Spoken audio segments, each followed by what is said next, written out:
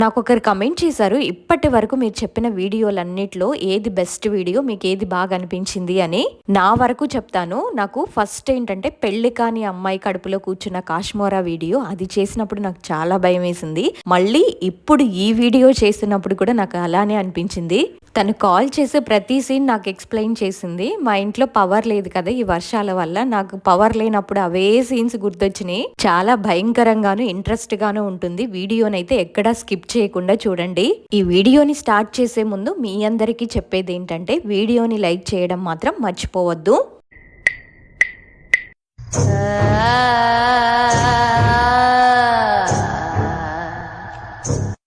నా పేరు అలేఖ్య, మాది కాకినాడ. మా అమ్మ తన సొంత మేనమామనే పెళ్లి చేసుకోవడంతో ఇటు అమ్మమ్మ వాళ్ళు అటు నాయనమ్మ వాళ్ళు ఇద్దరు కూడా దగ్గరి బంధువులే. కానీ మా చిన్నతనంలోనే మా నాన్నగారు చనిపోయారు. అందుకు కారణం కూడా మా నాయనమ్మ వాళ్ళేనంట. దాంతో మా అమ్మ నన్ను చెల్లిని ఆ ఇంటి నుంచి తీసుకొచ్చి మా అమ్మమ్మ వాళ్లతోనూ నాయనమ్మ వాళ్లతోనూ ఎటువంటి బంధుత్వం కూడా లేకుండా మా ఇద్దరిని చూసుకుంటుంది. ప్రెజెంట్ నేను, మా చెల్లి, అమ్మ మాత్రమే. మాకు బంధువులు కూడా ఎవ్వరు లేరు. మా అమ్మేమో నర్సుగా పనిచేస్తూ మా ఇద్దరిని చూసుకునేది. కొన్ని రోజుల తర్వాత అమ్మకి ఆపరేషన్ అవ్వడం వల్ల నేను స్కూల్ మానేసి అమ్మని చూసుకునేదాన్ని. మా చెల్లి మాత్రం స్కూల్కి వెళ్తూ చదువుకుంటూ ఉండేది. ఆ తర్వాత నేను ప్రైవేట్ గానే నా 10th ఇంటర్ని కంప్లీట్ చేశాను. ఒక రోజు మేమందరం భద్రాచలం వెళ్తున్నప్పుడు ట్రైన్లో నేను ఒక స్టాప్ దగ్గర వాటర్ బాటిల్ తీసుకుందామని ట్రైన్ నుంచి దిగేసరికి నాకు ట్రైన్ మిస్ అయ్యింది. ఆ టైంలో నా దగ్గర బట్టలు గాని డబ్బులు గాని ఏమీ లేవు. ఆ టైంలోనే నాకు ఒక అతను పరిచయం అయ్యాడు. తన పేరు కిషోర్, వాళ్ళది కడపంట. ఇంకా నన్ను చూసి అమ్మాయిని ఎక్కడో చూసినట్టుంది అని నా దగ్గరకు వచ్చారు. అప్పటికే నేను బాగా ఏడుస్తున్నాను. మా అమ్మ వాళ్ళందరూ వెళ్ళిపోయారు, నేను ఒక్కదాన్నే ఇక్కడ ఉన్నాను. ఇప్పుడు ఎలా వాళ్ళని కలుసుకోవాలి అని. ఇంతలో అతను నా దగ్గరకు వచ్చి ఎందుకు ఏడుస్తున్నావు అని అడగడంతో ఇలా ట్రైన్ మిస్ అయింది, నా దగ్గర డబ్బులు కూడా లేవు అని చెప్పాను. అప్పుడు అతనేమో సరే పద మా ఇంటికి వెళ్దాం, మా ఇల్లు దగ్గరే అని చెప్పారు. నేనేమనుకున్నానంటే ముక్కు మొహం తెలియని పరిచయం లేని వ్యక్తులతో వెళ్తే ఎక్కడ నన్ను అమ్మేస్తారోనని భయపడి ఆ స్టేషన్లోనే చివరి బెంచీలో కూర్చొని అలాగే ఏడుస్తూ ఉన్నాను. అప్పుడు అతను నా దగ్గరకు వచ్చి నీ మంచికే చెప్తున్నాను, మా ఇంటికి రా, డ్రెస్ చేంజ్ చేసుకుందు అని చెప్పారు.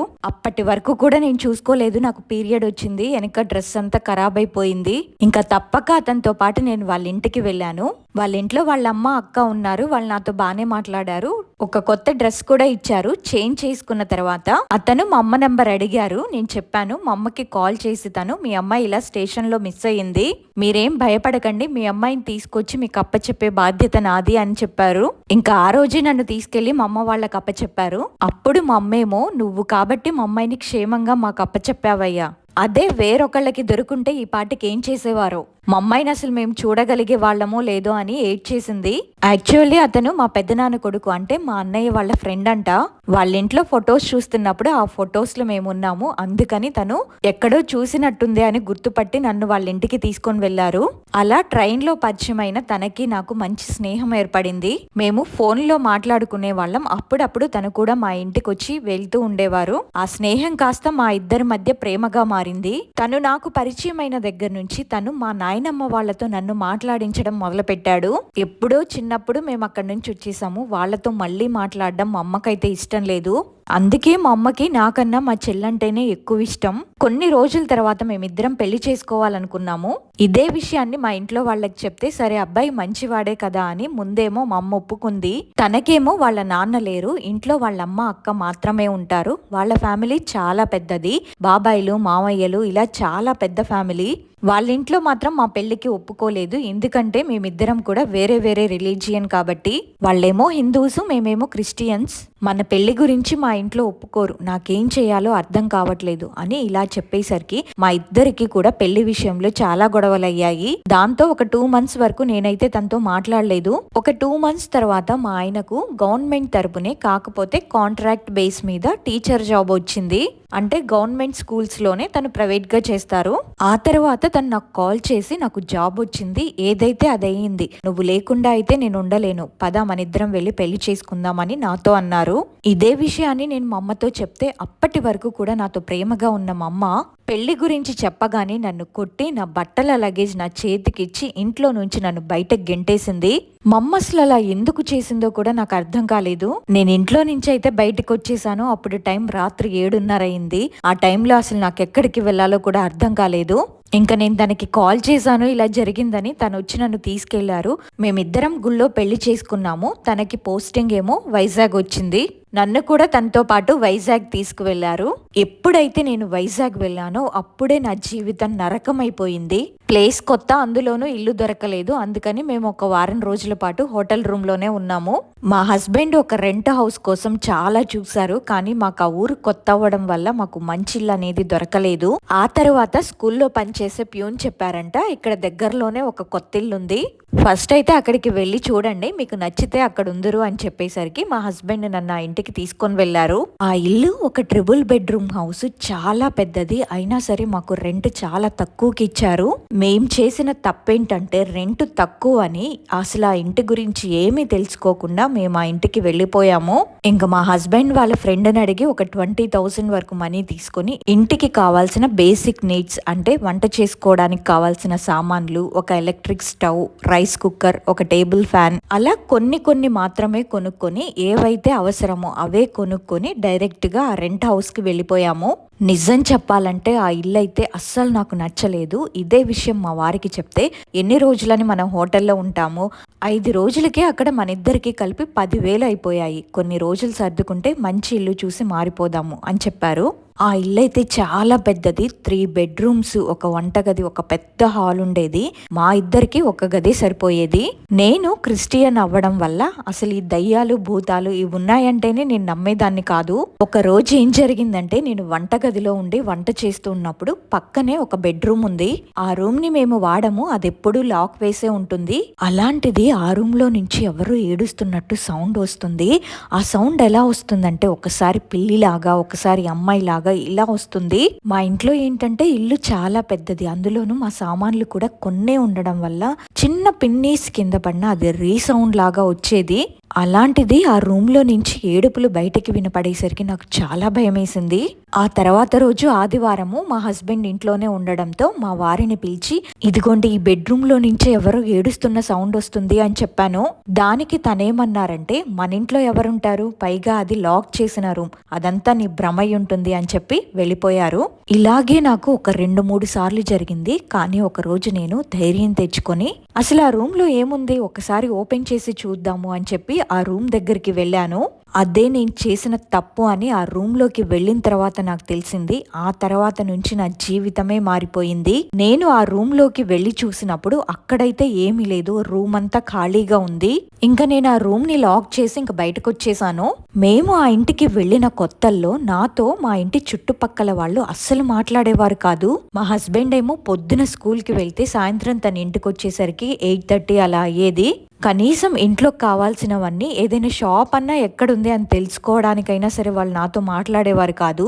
నేనేమనుకున్నానంటే, మేము కొత్తగా వచ్చాం కదా, తర్వాత అందరు కలిసిపోతారేమో, నాతో మాట్లాడతారేమో అని ఇలా అనుకుంటూ ఉండేదాన్ని.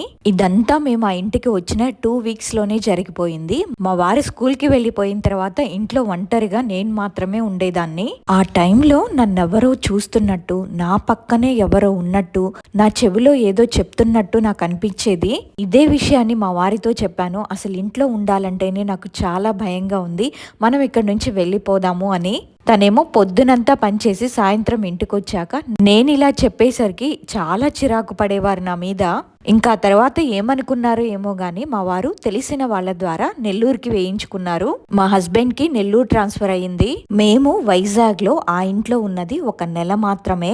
ఇంట్లో సరిగ్గా లేదు అని చెప్తే ఎవరైనా వేరే ఇల్లు చూస్తారు, కానీ మా వారు ఏకంగా ఊరినే మార్చేశారు. కానీ మా వారికి తెలియని విషయం ఏంటంటే, ఆత్మ అప్పటికే నా ఒంట్లో ఉంది అని. మేమిద్దరం నెల్లూరు అయితే వచ్చేసాము. వైజాగ్ లోలా ఇక్కడేం ఉండదులే, ఇక్కడ చాలా బాగుంటుంది అని చెప్పి మా వారు చాలా హ్యాపీగా ఫీల్ అయిపోయారు. కానీ అసలు కథ ఇప్పుడు మొదలయ్యింది. నెల్లూరులో మేము కొత్తగా కట్టిన ఒక ఇంటిని అద్దెకి తీసుకున్నాము.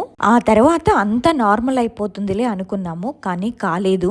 నేను నార్మల్ అవ్వడానికి ట్రై చేస్తున్నాను. అప్పుడే నేను కన్సీవ్ అయ్యాను. చాలా హ్యాపీగా ఫీల్ అయ్యాము. మేము ఆ ఇంటికి వెళ్ళిన ఒక వారం రోజుల తర్వాత రోజు సాయంత్రం పూట 7:30కి ఒక అమ్మాయి మా ఇంటికి వస్తూ ఉండేది.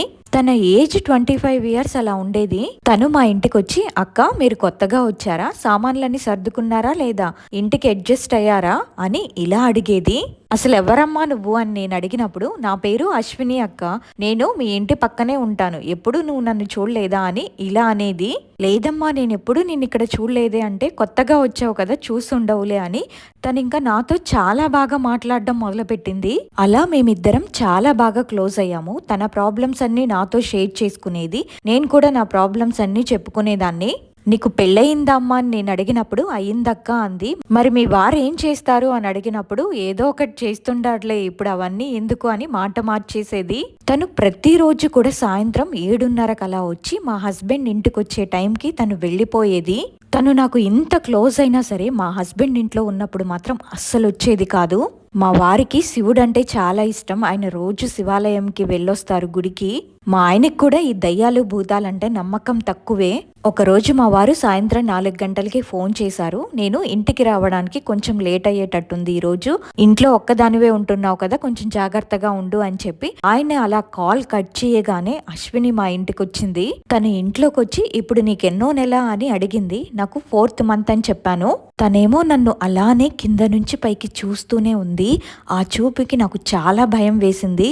మళ్ళీ ఇంతలోనే మా వారు నాకు కాల్ చేశారు. నేను మాట్లాడదామని ఫోన్ కోసం వెళ్తుంటే, వద్దు వదిలే, ఇప్పుడు నువ్వేం తనతో మాట్లాడకు, నేను వచ్చానుగా నాతో మాట్లాడు అని చెప్పింది.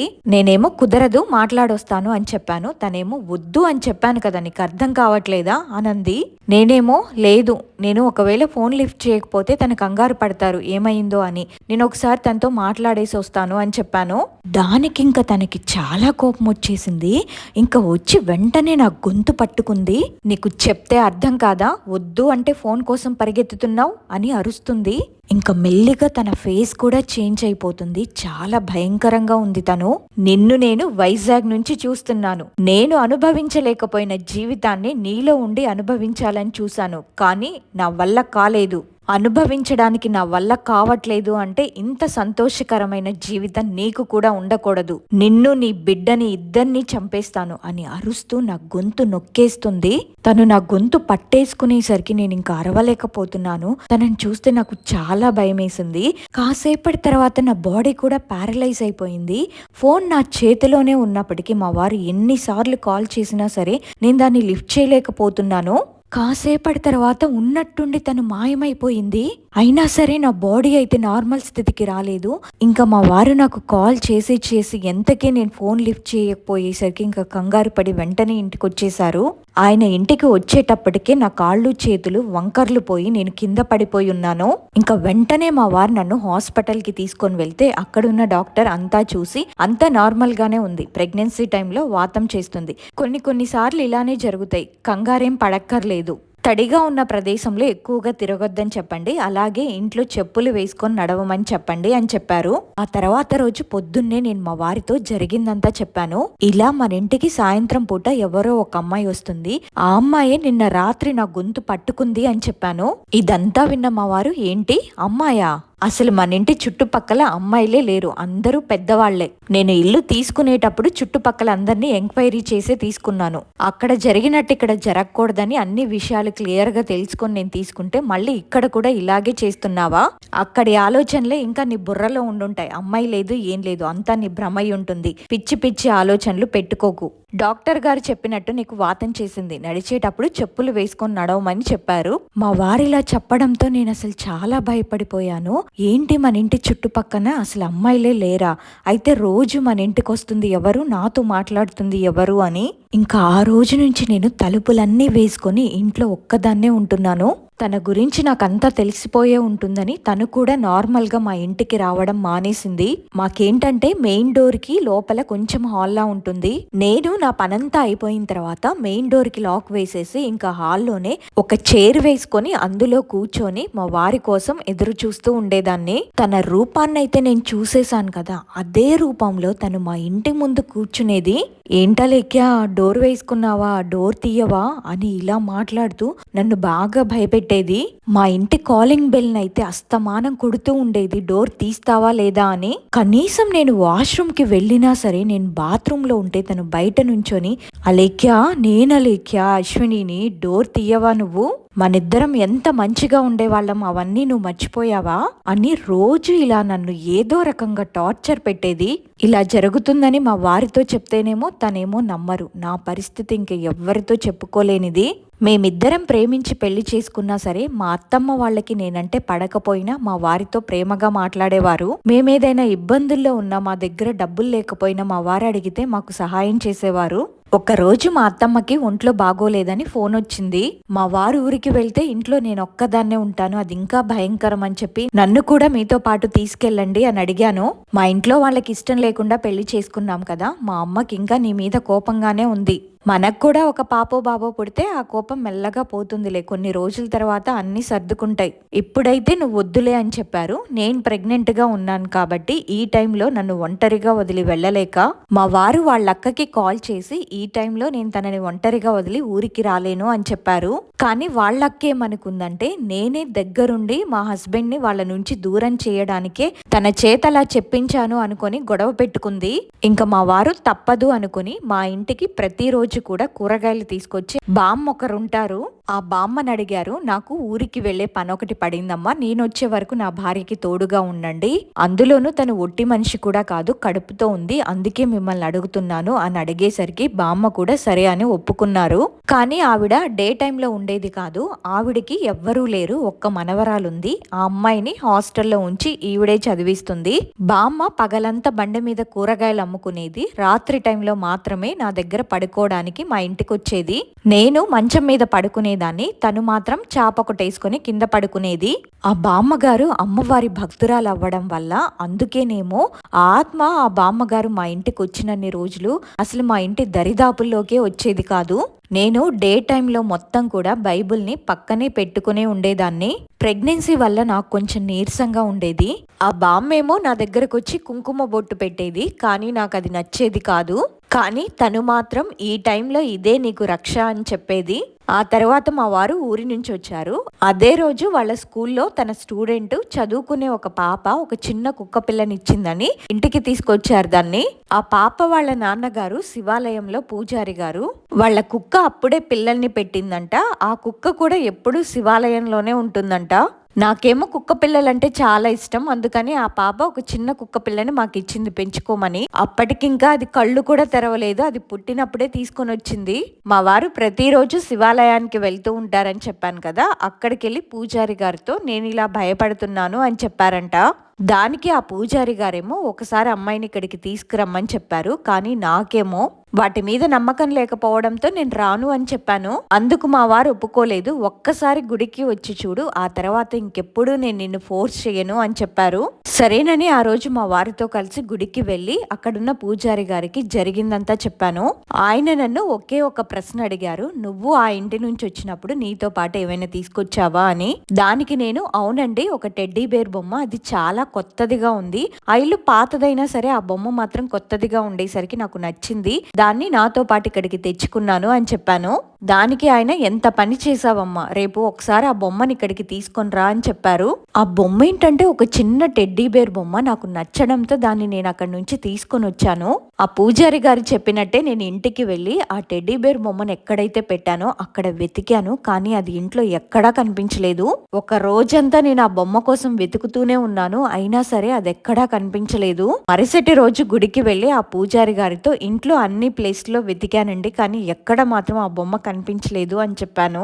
దానికి ఆయన, మీరు వైజాగ్ లో ఉన్న ఇంట్లో నువ్వు ఏ గదికైతే వెళ్లి చూసావో అదే గదిలో ఒక కడుపుతో ఉన్న అమ్మాయిని తన భర్త అనుమానం అనే పేరుతో చిత్రహింసలు పెట్టి చంపేశాడు.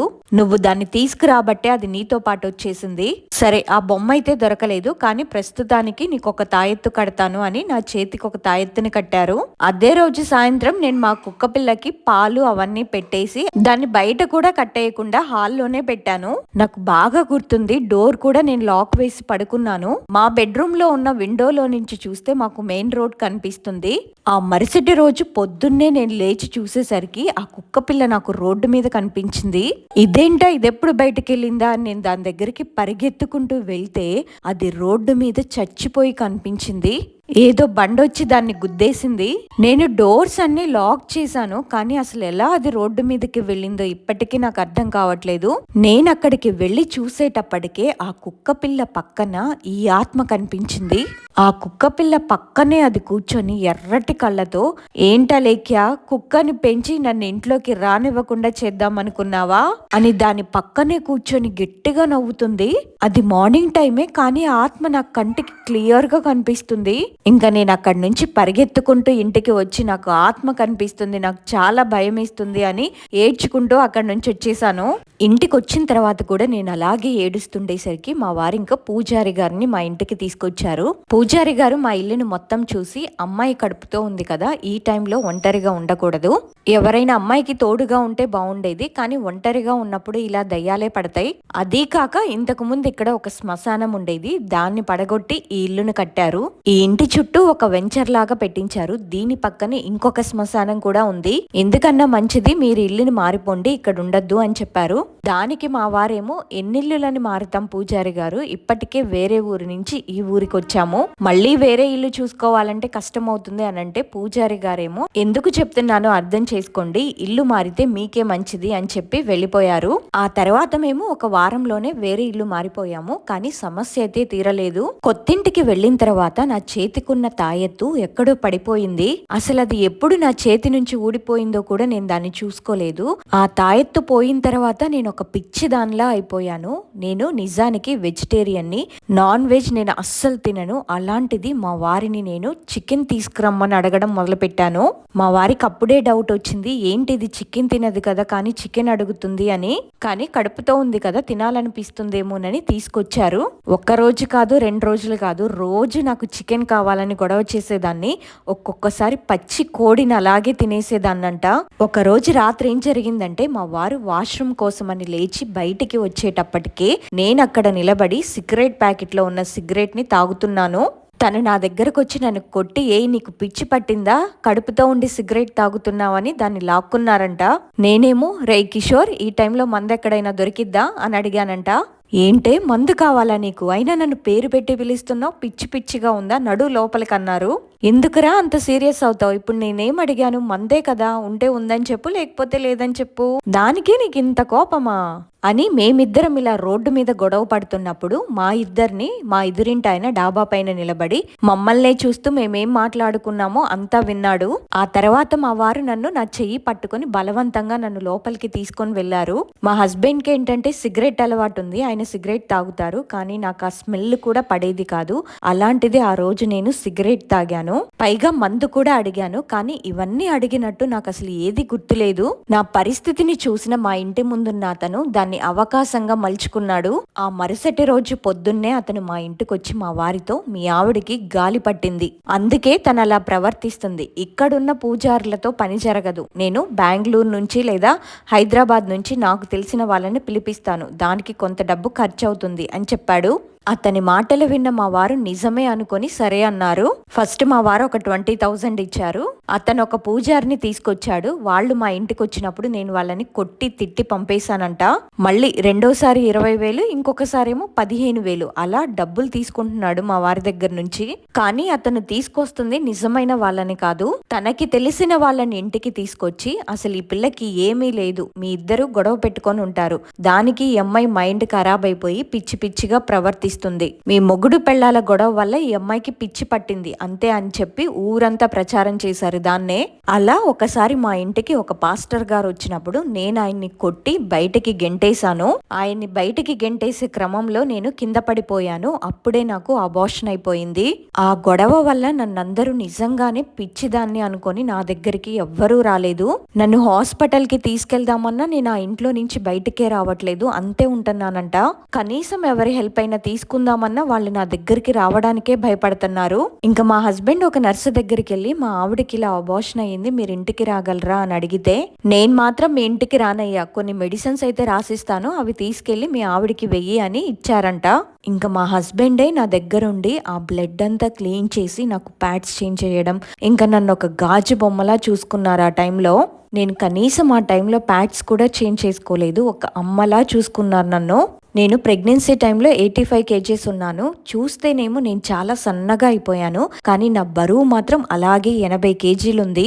అలా ఒక వారం రోజుల తర్వాత తను హాస్పిటల్కి వెళ్దామని చెప్పారు. కానీ నేను బయటికి వెళ్దామని ఎంత ట్రై చేసినా సరే బయటికి నేను రాలేకపోతున్నాను. ఒక 6 నన్ను తోసినా నేను బయటికి రాలేదంట. ఇంకా మా వారికి విసుగుబుట్టి ఒక రోజు ఏం చేశారంటే మంచం మీద పడుకొని నిద్రపోతున్న నన్ను ఇంట్లో అన్ని డోర్స్ వేసేసి ఒక బ్రౌన్ కలర్ టేప్ ఉంటుంది కదా, దాంతో నా కాళ్ళు చేతులు కట్టేసి ఇంకా నన్ను అటు ఇటు కూడా కదలకుండా చేసి ఇంట్లో టీవీలో హనుమాన్ చాలీసా ప్లే చేశారు.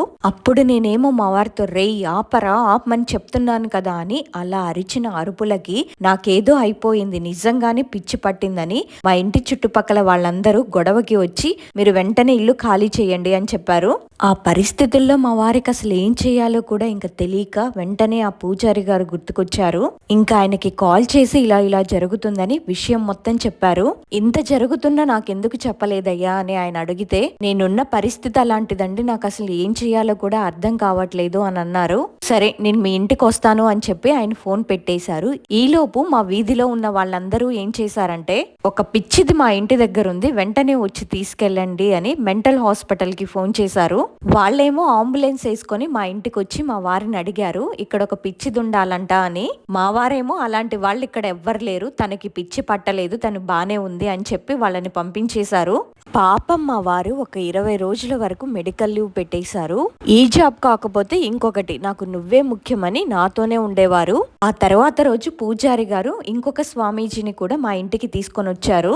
ఆయన చెప్పిన మాటలకి మా వారైతే షాక్ అయ్యారు. నా ఒంట్లో ఒకటి కాదంట 2 ఆత్మలు ఉన్నాయని చెప్పారు.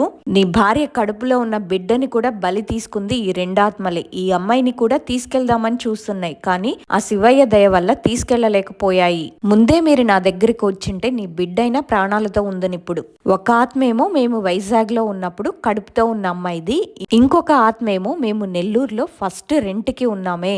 ఆ ఇంటి ఓనరే. ఆయన ఏంటంటే యాక్సిడెంట్ లో ఆయన కాళ్ళు చేతులు పోయాయంట, ఆయన ఇంకా బెడ్కే పరిమితం అయిపోయాడు. అతని భార్య ఏమో అతని ముందే వేరే మగాడిని ఇంటికి తీసుకొచ్చేదంట. తన భార్య మీదున్న కోపంతో తను ఆత్మహత్య చేసుకుని చనిపోయాడు. ఒక ఆత్మేమో తన భర్త పెట్టే చిత్రహింసలకి తట్టుకోలేక చనిపోయింది. ఇంకొక ఆత్మేమో తన భార్య పరాయి మగాడితో ఉండడం చూడలేక చనిపోయాడు. ఈ 2 ఆత్మలకి కూడా సరిగ్గా కర్మకాండ జరగలేదు. అందుకని పూజ చేసి వాళ్ళ ఆత్మలకి శాంతి కలిగిద్దామని పసుపు బియ్యం ఒక కోడిని ఇంకా కొన్ని సామాన్లు తీసుకురమ్మని చెప్పారు. మా వారేమో ఆ పూజారి గారు చెప్పినవన్నీ తీసుకొని వచ్చారు. ఇంకా ఆయన ఇంట్లోనే ఒక పెద్ద ముగ్గు వేసి అందులో నన్ను కూర్చోబెట్టి పూజ మొదలు పెట్టారు. కానీ ఆ 2 ఆత్మలు కూడా నా ఒంట్లో నుంచి అయితే వెళ్ళట్లేదు, నాకు నరకం అంటే ఏంటో చూపిస్తున్నాయి. అప్పుడు పూజారి గారు అసలు మీకేం కావాలి చెప్పండి అని అడిగితే అమ్మాయి ఆత్మ నాకు సంబంధించిన ఒక వస్తువు తన దగ్గరే ఉంది, అది ఇస్తే నేను వెళ్ళిపోతాను అని చెప్పింది. అప్పుడు నేనేమో అసలు నీ వస్తువు నా దగ్గర ఎందుకుంటుంది, నా దగ్గర ఏమీ లేదు అని చెప్పాను. కానీ ఆ ఆత్మేమో లేదా నీ దగ్గర నేను కడుపుతో ఉన్నప్పుడు నా బిడ్డ కోసమని నేను ఒక చిన్న టెడ్డీ బేర్ ని కొన్నాను, అది నీ దగ్గరే ఉంది అని చెప్పింది.